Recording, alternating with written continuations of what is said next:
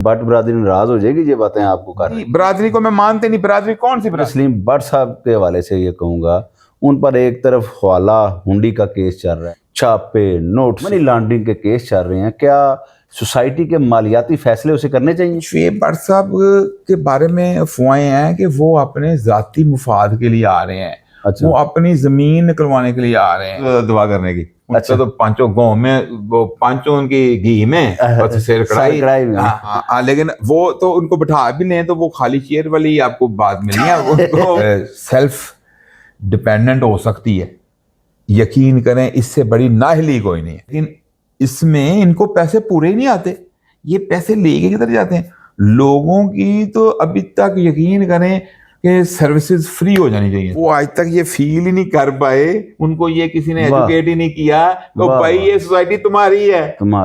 अच्छा, ये समझते हैं कि ये सोसाइटी इस टोले की है।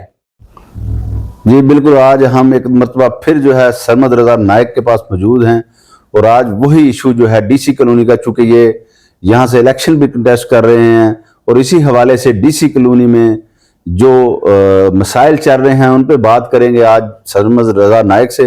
सरमद भाई बताइएगा कि इस वक्त जो है ना ये मजदूर तबके को एक आप कह लें कि जो डीसी कॉलोनी की इंतजामिया है, आप इनको एलीट कह लें, जो भी कह लें, तो उनकी तरफ से इनका जो बुनियादी हकूक हैं वो सल्ब किए जा रहे हैं। प्राइवेट करके लोग 10-10, 15-15 साल से मुलाजम हैं यहाँ पे डीसी कॉलोनी में।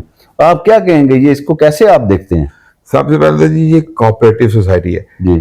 कोऑपरेटिव एक्ट जो है उसका मतलब है कि इमदादे बाहमी की तंजीम।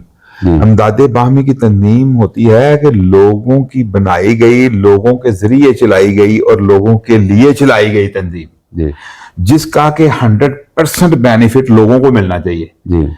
अब अगर आपने उसको कॉर्पोरेट के अंदाज में चलाना है, आपने उसको इस अंदाज से चलाना है कि जिसका एक कॉर्पोरेट सेक्टर का अदारा चलता है, तो फिर इमदादे बाहमी उसे मत कहें। उसकी रजिस्ट्रेशन आप SACP में करा लें, इज्जत से खत्म करा लें। कोऑपरेटिव एक्ट के अंडर आप काम ना फिर करें।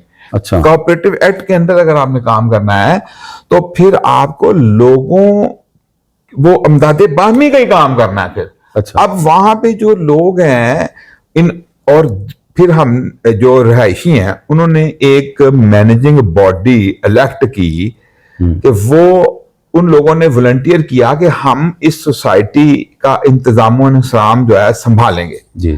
अब उन्होंने अगर इसका इंतजाम नहीं संभालना और आगे उसको आउटसोर्स कर देना है। अच्छा। तो इस बॉडी का हमने क्या करना है? अच्छा। ये बॉडी फिर सरेंडर कर देना, ये इस बॉडी को डिसॉल्व कर दें। ठीक है। वो अमला तो पहले ही मौजूद है, यानी अमला जो नॉन इलेक्टेड जो अमला है वो तो डीसी कॉलोनी में हर वक्त मौजूद होता है ना, क्लर्क सारे। तो वो चीजों को आउटसोर्स कर, प्रोक्योरमेंट कर ले, यानी वो उसके टेंडर दें और प्रोक्योर करें और वो करें, आउटसोर्स करें चीजों को। तो फिर फंड कौन इकट्ठा करेगा? फंड भी वो दे दें, आउटसोर्स कर दें।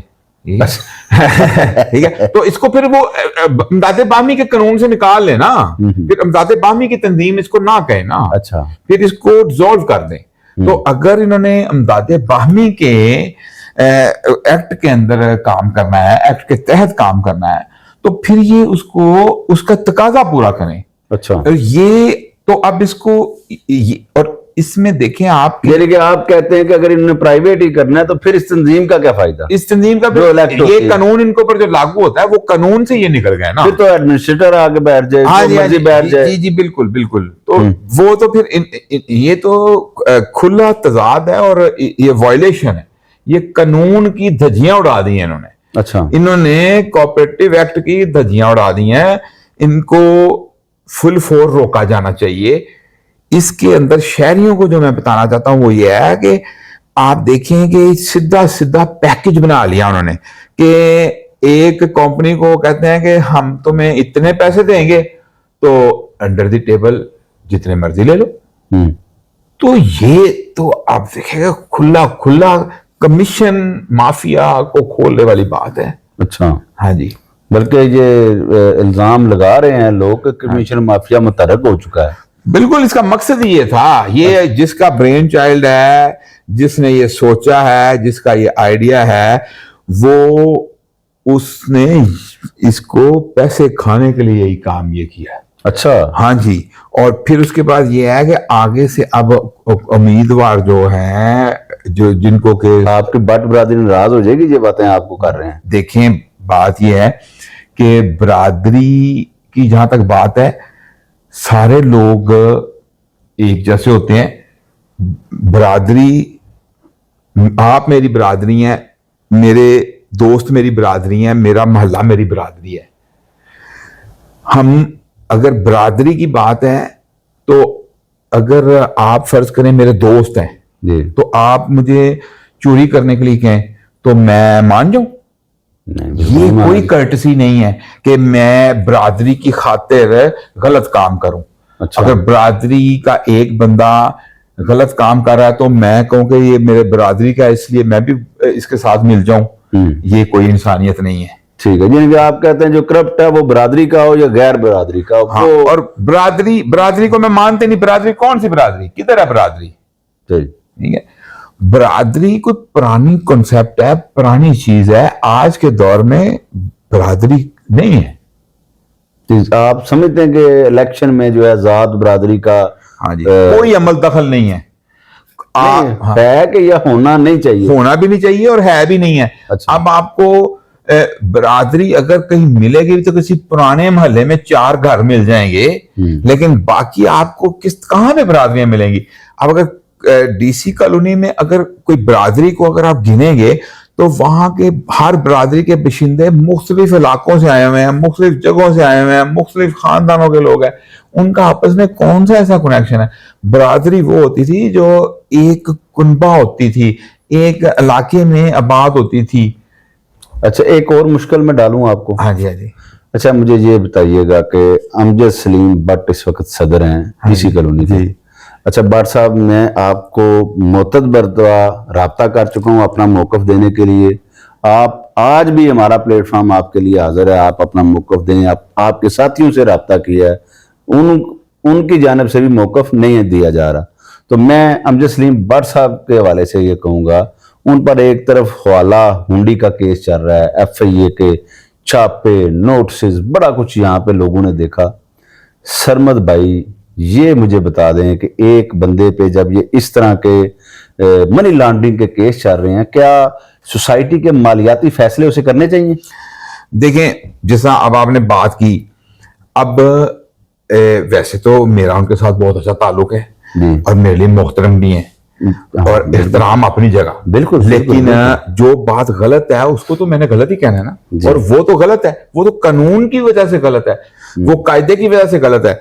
अब अगर वो मनी लॉन्ड्रिंग करते हैं, नहीं करते, उनके ऊपर इल्जाम है, साबित हुआ है, नहीं हुआ, हो जाएगा या नहीं होगा। हाँ जी।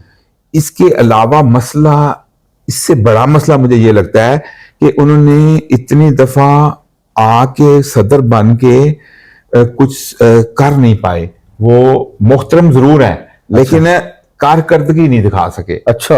और उसमें जो है वो कारकर्दगी यहां तक कि आज तक अपनी टीम को ही नहीं मैनेज कर सके। अच्छा। उनकी सब 3 दिन बाद उनकी टीम टूट जाती है। और फिर ये है कि वो उन्होंने, यानी कि वो एक अच्छे लीडर साबित हुए। वो स्किल तो उनके पास, ये वाला स्किल तो कम से कम नहीं था, वो दूसरा स्किल उनके पास बिजनेस स्किल होगा और भी अदर स्किल्स भी होंगे, लेकिन ये सोसाइटी को चलाने का तो कोई स्किल वो नहीं दिखा सके। अब वो शुएब भट्ट साहब को सामने ले आए हैं। अब वो शुएब भट्ट साहब के बारे में अफवाहें हैं कि वो अपने जाती मुफाद के लिए आ रहे हैं। अच्छा। वो अपनी जमीन निकलवाने के लिए आ रहे हैं। ठीक है। अब अच्छा जी, ये माजरत के साथ, जी, क्योंकि ये पहले शुएब भट्ट साहब पे जो है साबिक सेक्रेटरी मौजम दुदरा साहब भी यही इल्जाम लगा चुके हैं। अभी चूंकि ये समझते हैं कि उसी तरह का मौकफ दिया है सरमद रजा साहब ने, तो शुएब भट्ट साहब, हम आपको भी दावत देते हैं हमारे प्लेटफॉर्म पे आके, अगर आप इसका दिफा करना चाहते हैं, अपना मौकफ देना चाहते हैं, तो हमारा प्लेटफॉर्म है। आप कंटिन्यू। उनको क्या जरूरत है दुआ करने की? अच्छा। तो पांचों गांव में, वो पांचों उनकी घी में और शेर कढ़ाई में। हाँ हाँ जी, खाली उनका नहीं, उनके उनका क्या जाता है और भी।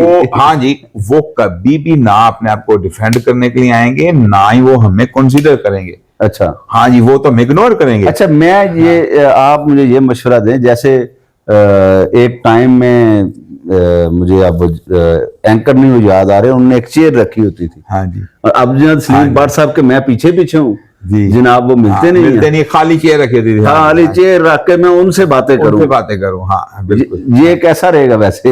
हाँ लेकिन वो तो उनको बिठा भी नहीं तो वो खाली चेयर वाली ही आपको बात मिलनी है।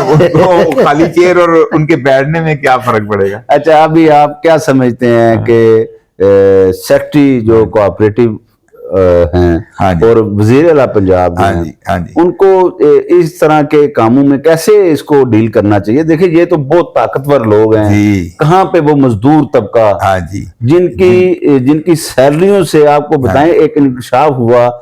आज हमने काफी वर्किंग की, सोशल वेलफेयर के ऑफिस गए हैं, ओल्ड एज बेनिफिट के ऑफिस में भी गए हैं, हम कोऑपरेटिव के भी ऑफिस में गए हैं जी। अच्छा, 18 माह का इंकशाफ हुआ है कि उनकी ईओबी जो है सोशल वेलफेयर फंड में 18 माह से पैसे ही नहीं गए।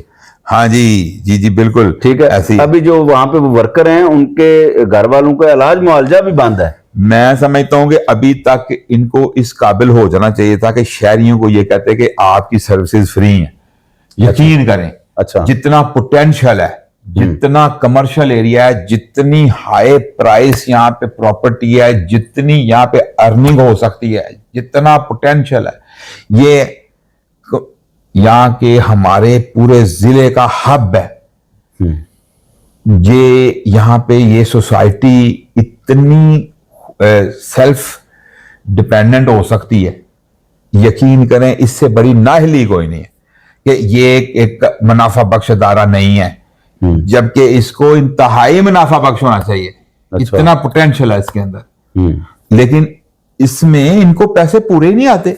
ये पैसे लेके किधर जाते हैं? लोगों की तो अभी तक यकीन करें कि सर्विसेज फ्री हो जानी चाहिए थी। अच्छा भट्ट साहब, हाँ। आपकी बातों से मुझे एक सवाल जी निकला। सर। अच्छा, खालिद सुल्तान से शुरू हो जाएं आज तक, अमजद सलीम भट्ट तक, हाँ, जितने भी लोग आए हैं उन्होंने एक दूसरे पर करप्शन के इल्जाम लगाए। करप्शन के इल्जाम लगाए। क्या वजह है ये?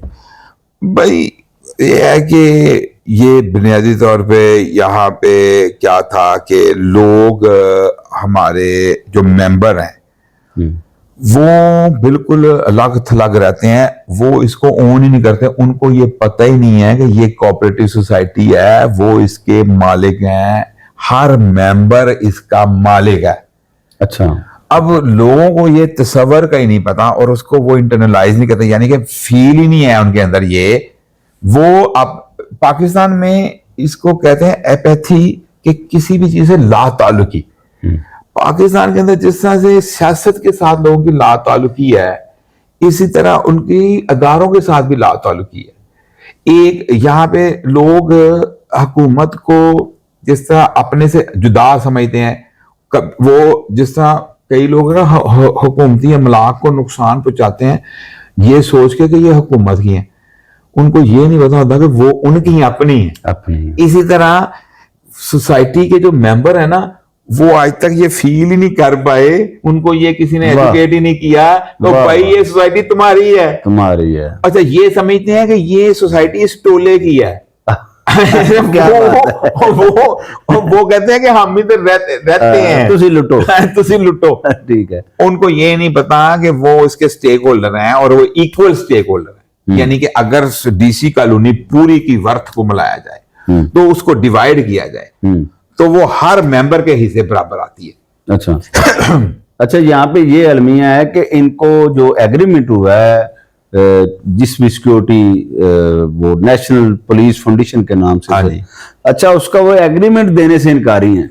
हाँ जी, ये तो एग्रीमेंट देने से बदयांती है। हाँ जी, बदयांती है। और जबकि वो पब्लिश होना चाहिए, यानी कि वो इनको अपनी रिपोर्ट में शाया करना चाहिए और और फिर ये कि इनको अपनी प्रोक्योरमेंट जो होती है उसको सबसे पहले ओपन करना चाहिए। प्रोक्योरमेंट प्रोसेस जो है उसको ओपन करना चाहिए कि हमने जी ये टेंडर दिया, इतने लोगों ने बिड दी, उसमें से लोएस्ट बिड सिलेक्ट हुई। Yes, that is important. हाँ जी, हाँ जी। हाँ, तो उसको पहले तो ओपन करें ना, बिल्कुल। कि इन्होंने प्रोसीजर क्या अडॉप्ट किया हाँ, और कोऑपरेटिव के मुताबिक क्या प्रोसीजर लागू होता है। ठीक है। सबसे पहले तो ये कोऑपरेटिव की फिलॉसफी के ही अगेंस्ट है कि आप चीजों को आउटसोर्स करें, क्योंकि कोऑपरेटिव का मकसद ये है कि आप खुद करें।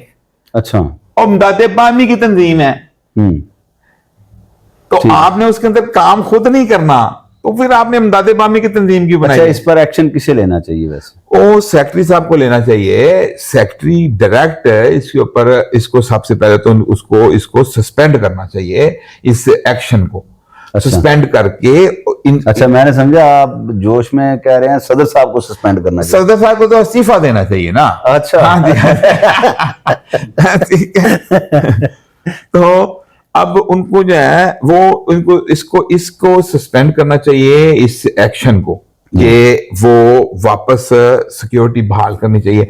अच्छा, अब इनके पास खुद स्किलफुल नहीं है, अच्छे मैनेजर नहीं है, अदारे को सही तरह चला नहीं सकते, तो इल्जाम दूसरों पे लगाते हैं कि ये काम सही नहीं करते। और भाई काम जिस लीडर के अंडर, जो लीडर ये कहे मेरी टीम सही काम नहीं करती, तो वो लीडर नाअहल है।